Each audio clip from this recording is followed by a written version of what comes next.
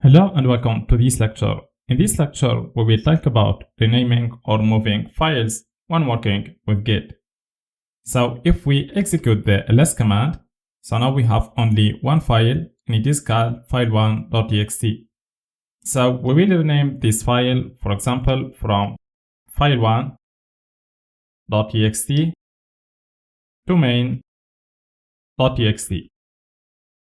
So let's execute git status command. So here we see that we have two changes. We have a file that is deleted, which is file1.txt, and we have a new file that is interact, and it is called main.txt. So the changes are made only in the working directory, and now we have to add them to the staging area.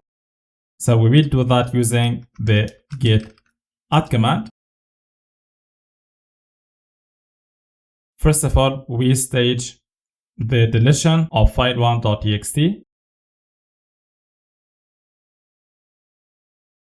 And we have also to add the new file, which is main.txt, to the staging area.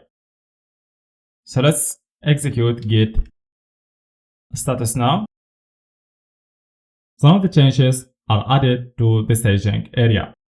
And here Git recognizes that we have renamed the file1.txt to main.txt.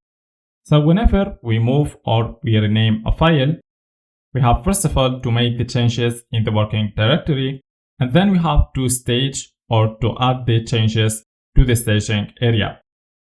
So renaming or moving files is a two-step operation. First of all, we make the changes in the working directory, and then we have to add the changes to the staging area. Instead of using the move command to rename or move a file, and then use the git add command to add the changes to the staging area, we can use the git move command, which will make the changes in both the working directory and in the staging area. So it will move or rename the file in the working directory, and it will also add the changes to the staging area. For example, let's rename the file main.txt to myfile.txt. So now when we execute this command, the changes will be applied in both the working directory and the staging area. So we didn't have to execute the git add command to stage the changes. So let's execute the ls command. So now we have only one file, it is called myfile.txt. And if we execute git status command, so you see that the changes are automatically staged.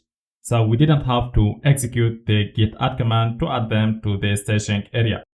Now we can commit the changes using the git commit command with the -m option to specify a message.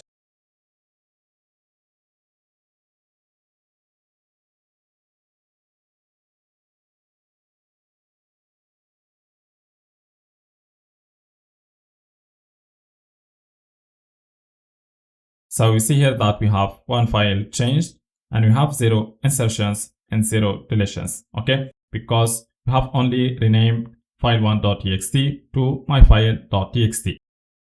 So whenever we want to rename or move a file when working with Git, instead of using the move command and then staging the changes using the git add command, we can use the git move command to make the changes in both the working directory and the staging area.